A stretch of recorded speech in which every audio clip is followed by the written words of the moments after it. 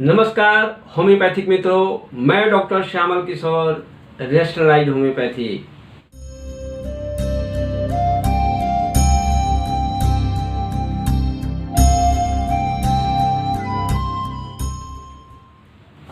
स्वर्ण केसों की श्रृंखला के साथ आज का केस एक बच्चे का केस है।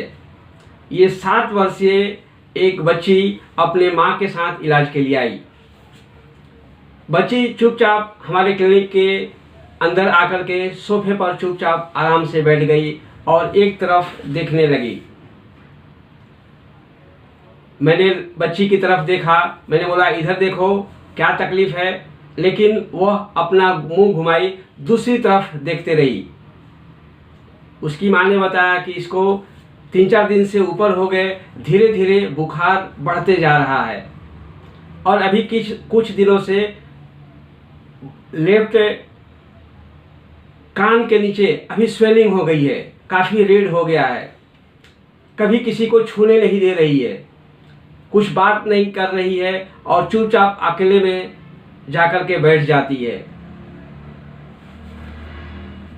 मैंने कहा कि इधर देखो, तो थोड़ा सा इधर देखी, फिर से दीवार की तरफ देखने लगी। मैंने छूने की कोशिश किया, लेकिन वो छूते ही दूर भागने की कोशिश की या हटने की कोशिश की, जैसे कि उसे छूना बिल्कुल पसंद नहीं था। उसकी माँ ने बताया कि जब से ये तकलीफ है, किसी को छू करके देखने भी नहीं दे रही है। कान के नीचे मम्स की तरह पूरा स्वेलिंग आ गया था, रेडनेस भी आ गया था, लेकिन वो किसी को छू करके देखने नहीं दे रही है।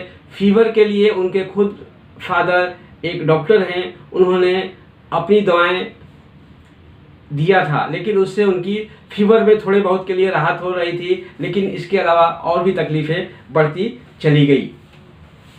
न घर के लोगों को छूने दे रहे थे, मैंने कोशिश किया, मुझे भी नहीं छूने दे रहे थे, और किसी के साथ बात नहीं कर रही है, अकेले में जाकर के चुपचाप बैठ जाती है।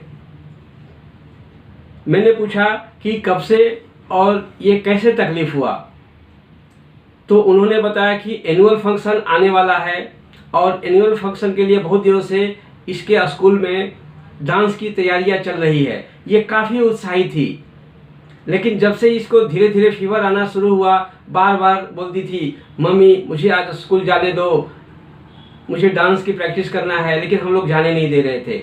तब से ये काफ़ी दुखी हो गई है।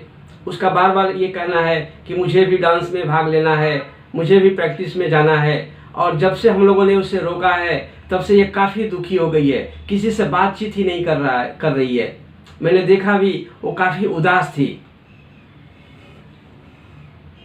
ठीक है, मैंने ये कह करके कहा कि ठीक है मैं दवा देता हूँ, थोड़ी देर आप बाहर बैठिए दवा खा करके और फिर बताइए। मैंने दवा दिया और उसको बहुत जल्दी दर्द में राहत होना शुरू हो गया। धीरे धीरे छू करके देखने भी देना शुरू कर दी। यहाँ आपको इस केस का एनालिसिस करना है। आइए देखते हैं कि इस केस में सबसे इम्पोर्टेंट क्या था। उसकी माँ ने बताया कि जब से इसे हम लोगों ने रोका तब से ये काफ़ी उदास हो गई है। यहाँ एक रूब्रिक है, sadness from continence.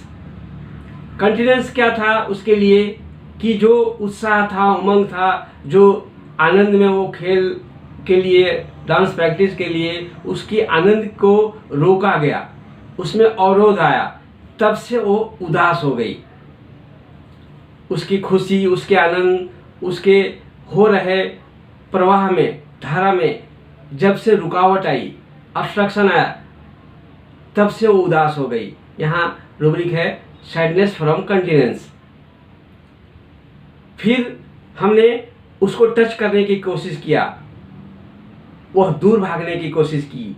Fear of being touched, fear of approaching of others, किसी को पास नहीं आने देती थी। और सबसे अलग company aversion to heat during, ये सारे रूब्रिक्स माइंड के थे। हमने अगर पार्टिकुलर्स में लिए फेस चैप्टर में, तो रूब्रिक है face inflammation parotid glands, face inflammation parotid glands mumps, और स्वेलिंग पैरोटिड ग्लैंड्स लेफ्ट। इन सभी रूब्रिकों के आधार पर मैंने उसे कोनियम मैकुलेटम दिया था और कोनियम मैकुलेटम दिए जाने के तुरंत बाद से ही उसकी इम्प्रूवमेंट शुरू हो गई, उसके नेचर में भी सुधार होना शुरू हुआ और उसके खुशी जो उदास हो गई थी उसमें बहुत जल्दी शुरुआत हुआ और थोड़े दिन ट्रीटमेंट चला और बिल्कुल ठीक हो गई। इस तरह से हम देखते हैं कि रोगी के मानसिक और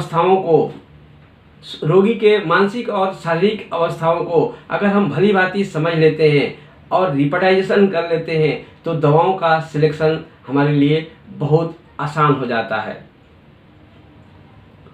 इस तरह से हम एक एक इंडिविजुअल मेडिसिन या किसी भी मेडिसिन की विस्तृत जानकारी के लिए आप चाहें तो हमारी पुस्तक एक्सपर्ट इनसाइट इन होम्योपैथी को भी अध्ययन कर सकते हैं।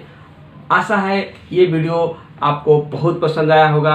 मेरा रिक्वेस्ट, अगर अच्छा लगा तो लाइक कीजिए, अगर अभी तक सब्सक्राइब नहीं किए हैं तो ज़रूर सब्सक्राइब कीजिए। धन्यवाद।